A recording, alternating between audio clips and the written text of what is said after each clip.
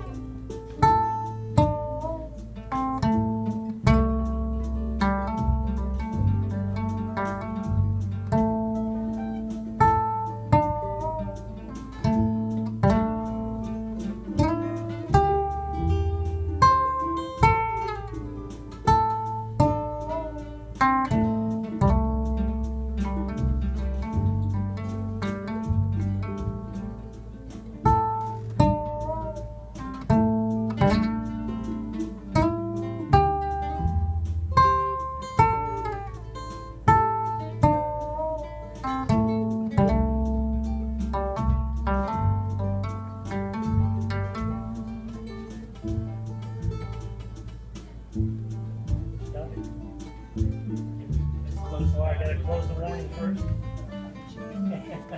So on the fifth measure, Yes. on the E string, where it's the fifth fret on the E string, Fifth fret on the E string, that's yes. that sliding. What's that mark next to the? Okay, just so slide all the way Yeah, back. Okay. yeah. It's just a kind of a drift off of a note. It is a half note. Yeah, so kind of hold it. Make sure you kind of don't disregard the timing of this and the note value, but it's just kind of another use of a technique to kind of add a little more expression to what you're trying to do there. So without the background music, we got this 1, 2.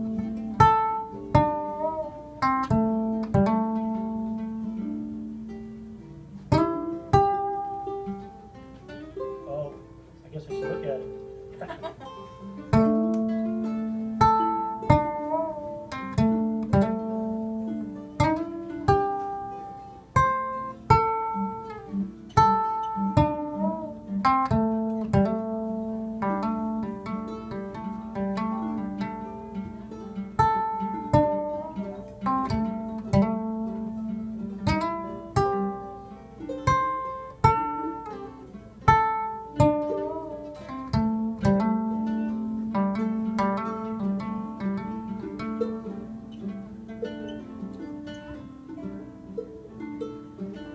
All right, any questions? Yes. The last major pentatonic one, in the last measure, there's a B.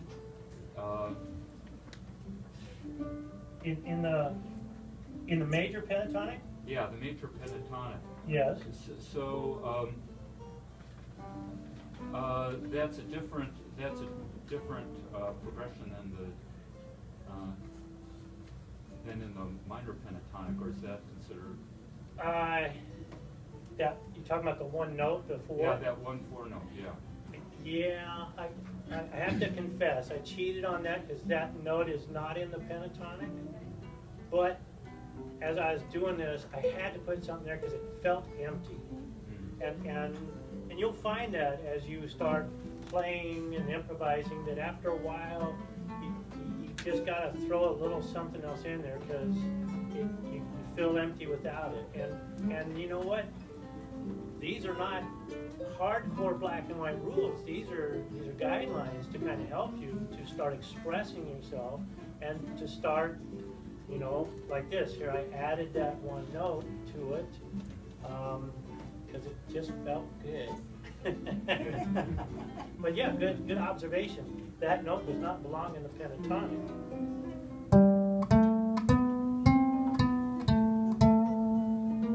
Yeah, so good catch. Good catch. Okay, so now you can, depending on what tools you have at home, whether you have GarageBand or a looper or a tape recorder or whatever, you can start building on top of these things. And it can be on chords, but you can also build on top of phrases like that little blues progression on the bottom there. See if I can pull something up here. And I did that beautifully.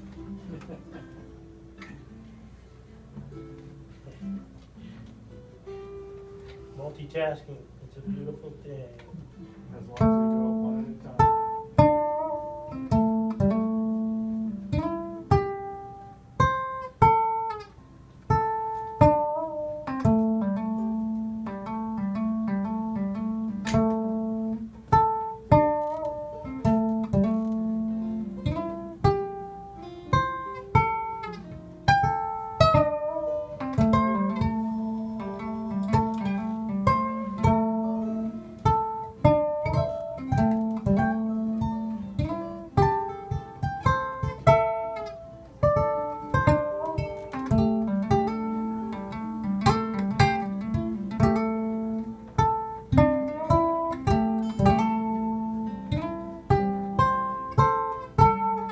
Sounds too much like two people not even on the same track, but probably not the best example.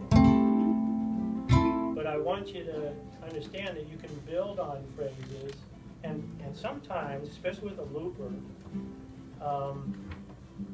you'll accidentally come across things by building 2 and 3 layers deep you would never do by yourself or with another musician, and it's kind of a neat way to capture ideas. I love loopers because of that very reason. It's a great way to just mess around the safety of your home when you use it for performance or impress your friends and family, but at the same time it's a great way to capture ideas. And a lot of stuff that I've written has been through accidents with that second and third pass on the looper, where suddenly it starts to take shape and take form. So don't dismiss the possibilities. And if you have a looper, take advantage of that. You know, play along with it, do a phrase or two, and then build on top of it and build on top of it. If you don't like it, erase it. But think of the possibilities. You know, there's so much about the brain here that we don't understand. But musicians have more brain activity when they're playing their instruments, and that's a proven fact. They have studied it, they've measured brain activity, there's more connections, there's more firing. It's like fireworks up in the brain when a musician's playing their instrument, because it pulls from different resources, the emotional side, the technical side. You know, you're thinking about things, you're expressing things, there's emotion involved. It can even be beyond that. It's therapeutic, it can be an antidepressant, it can help people who are getting older and starting to have some difficulties keeping all the dots connected up in the brain. It will increase brain activity and is therapeutic. And there's a joyful feeling too, because you also get an endorphin release when you start playing. Not all people do, but a lot of musicians do. Some of them only get it by live performance, because that's when they draw from the adrenaline and everything starts coming out.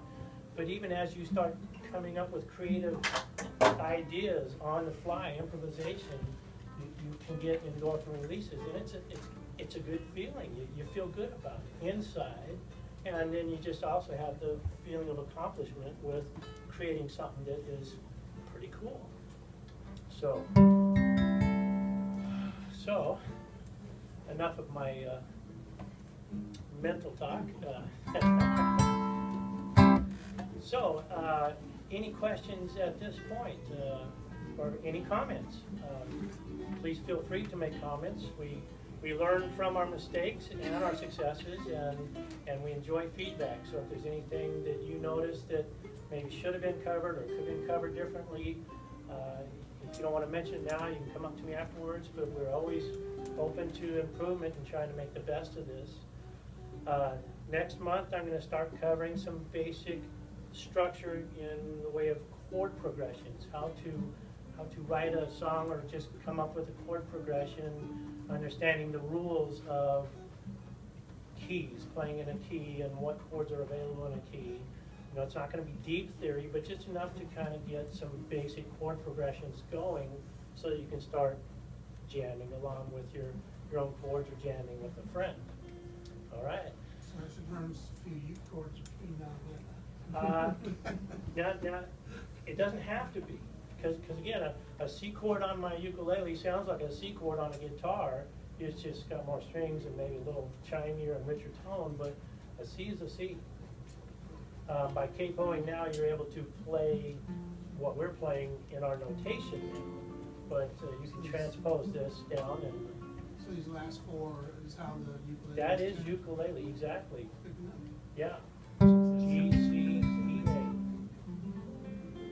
There it is, yes. All right, so, does anybody want to jam?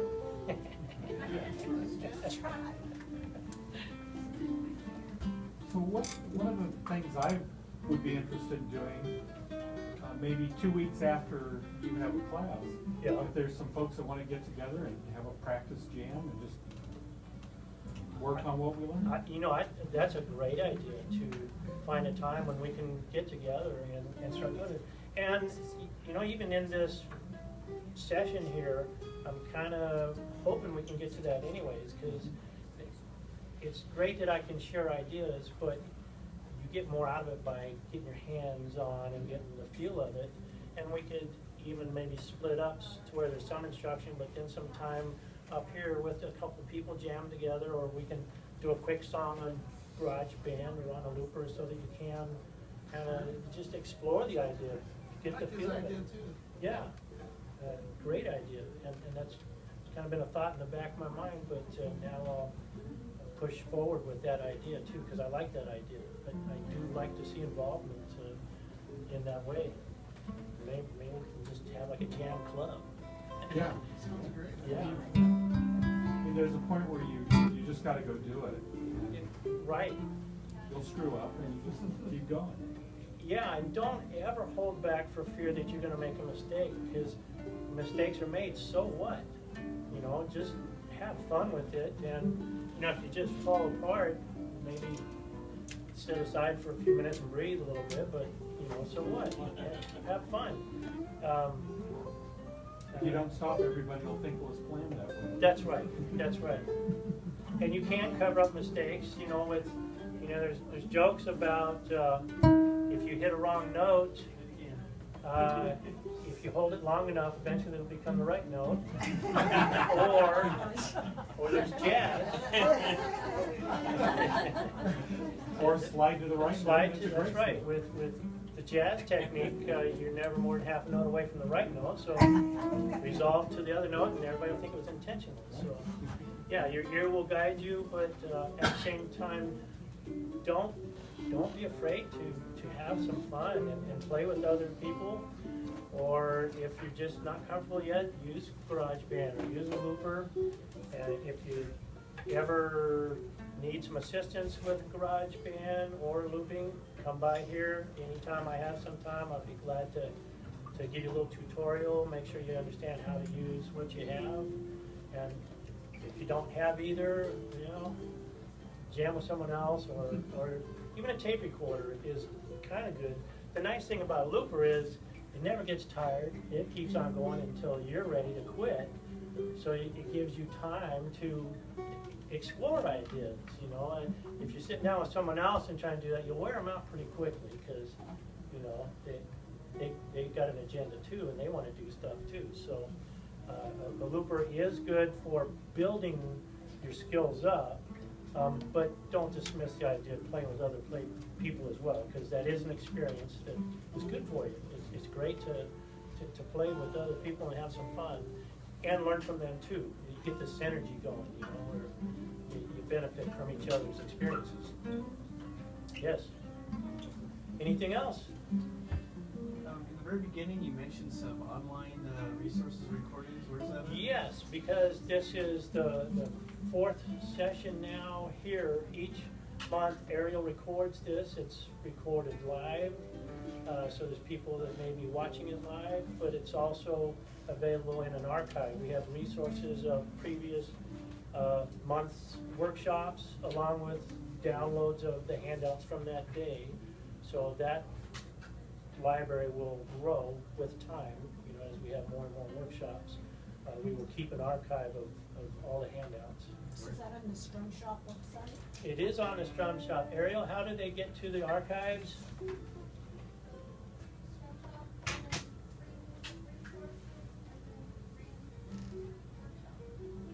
Oh, okay, Strum Shop Resources and Workshop. Yes. I heard it. So on the Strum Shop website, Oh, It's Randy's workshop. Randy's Yeah. workshop, got yeah. it. Okay. And starting next year, I'm going to have another part of the website from the Strum Shop. It's gonna be Randy's Riff Locker, where I will have little tips, tricks, and licks, you know, That's my son. and That's what you know. I'm going to actually sit with other musicians, interview them, and have them share their favorite little tips, tricks, and licks as well. So, musicians that I know in the area, teachers that I know in the area, and I'm gonna eventually try to even get some of our visiting artists, you know, that come and perform at the Strum Shop, see if they can give me a few minutes of their time to sit down and share some of theirs. And for each one of those, we will try to have a downloadable PDF file so that you can have it tabbed out and take it home and work on it as well. So we're growing, we're trying to get more and more stuff together, and again, I encourage feedback, ideas, suggestions, you know, criticisms. I grow from good and bad, so, you know, don't be afraid to provide feedback, because we want to make this the best experience that we can for everybody, and that's how we do it. Any other